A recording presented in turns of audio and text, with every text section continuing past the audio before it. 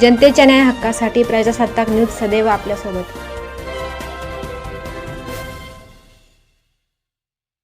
संगमनेर येथील मेडिकवर हॉस्पिटलमध्ये कार्यरत असलेले ऑर्थोपेडिक जॉइंट रिप्लेसमेंट, ट्रॉमा व arthroscopy surgeon doctor Nikhil Rahangdale यांनी खुबा खराब होणे व त्यासंबंधित आजारांबाबत सविस्तर माहिती दिली।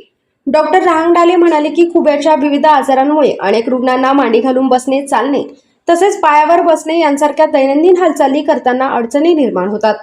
मात्र वैद्यकीय क्षेत्रातील आधुनिक तंत्रज्ञानामुळे आता अँटेरियर अप्रोचद्वारे खुबा रिप्लेसमेंट शस्त्रक्रिया केली जात आहे। या पद्धतीमुळे रुग्णांना कमी वेदना होत असून शस्त्रक्रियेनंतर अल्पावधीतच दैनंदिन कामकाज सुरू करणे शक्य होते। शस्त्रक्रियेनंतर अवघ्या 15 दिवसात रुग्णांना मांडी घालून बसणे व चालणे शक्य होत असल्याचे त्यांनी सांगितले। नमस्कार, मी doctor Nikhil Rahangdale, full time orthopaedic consultant Medicover मध्ये मी कार्यरत आहे।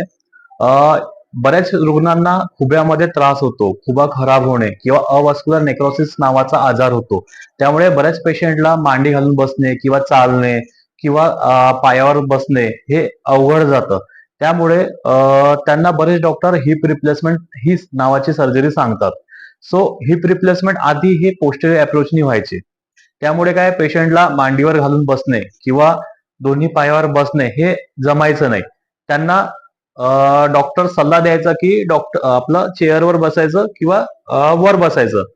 सो नंतर त्याच्यामध्ये काही ऍडव्हान्स टेक्नॉलॉजी आली की लाईक अँटेरियर अप्रोचने आपण हिप रिप्लेसमेंट करतोय। इथे संगमनेर मध्ये फक्त मी एकटा इथे अँटेरियर हिप रिप्लेसमेंट करतो अँटेरियर अप्रोचनी।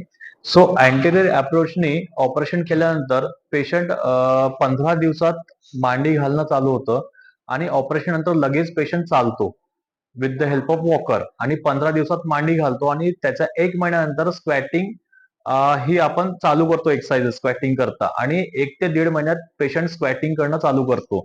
सो पेशंटला अँटेरियर अप्रोचने खुबा बदलण्याचं ऑपरेशन झाल्यानंतर बराच फायदा होतो आणि माझ्याकडे बरेच यंग पेशंट येतात। त्यांचं हीच एक क्वेरी असते की लाईक डॉक्टर मी मांडी घालून बसणार का, डॉक्टर मी दोन्ही पायावर बसणार का, मी नॉर्मल चालू शकतो का।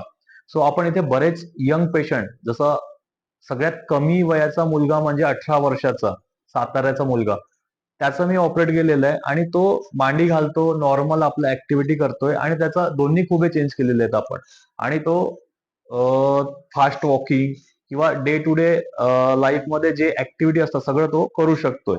सो अँटेरियर अप्रोच मुळे बऱ्याच गोष्टी साध्य होतात पेशंट करता आणि ते फायदेशीर असतो आणि लोकांना हे कळत पण नाही की याचं ऑपरेशन झालेलं आहे।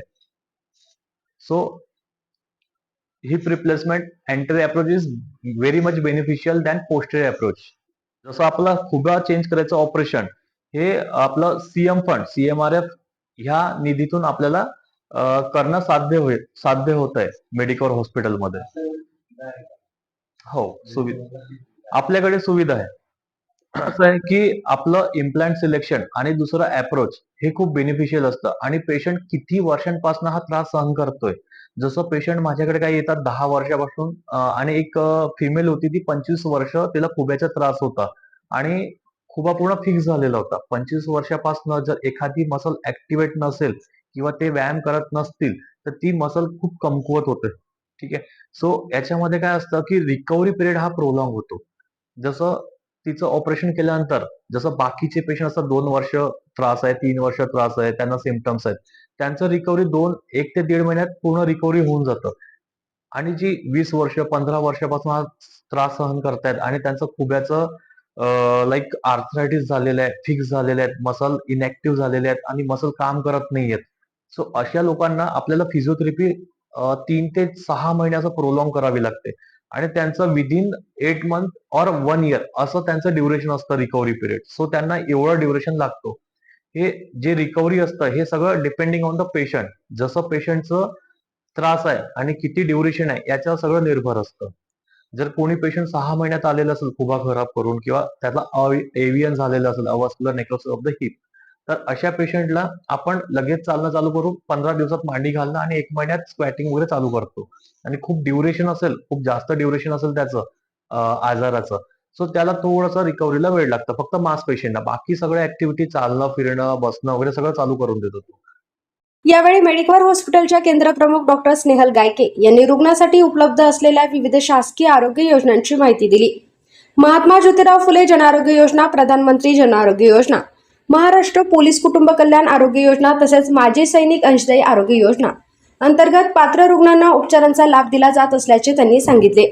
तसेच शासकीय योजनांमध्ये समाविष्ट नसलेल्या काही शस्त्रक्रिया व उपचारांसाठी मुख्यमंत्री सहायता निधीच्या माध्यमातून आर्थिक मदत व उपचार सुविधा उपलब्ध असल्याची माहिती त्यांनी दिली. यावेळी नागरिकांनी उपलब्ध शासकीय आरोग्य योजनांचा लाभ घेऊन वेळेत उपचार करून घ्यावेत असे आवाहन मेडिकवर हॉस्पिटलच्या वतीने करण्यात आले. आपल्या परिसरातील ताज्या घडामोडी पाहण्यासाठी आजच प्रजासत्ताक न्यूज 24 ला सबस्क्राईब करा आणि रहा अपडेट. तसेच लाईक अँड शेअर करायला विसरू नका. प्रजासत्ताक न्यूज सदैव आपल्या सोबत.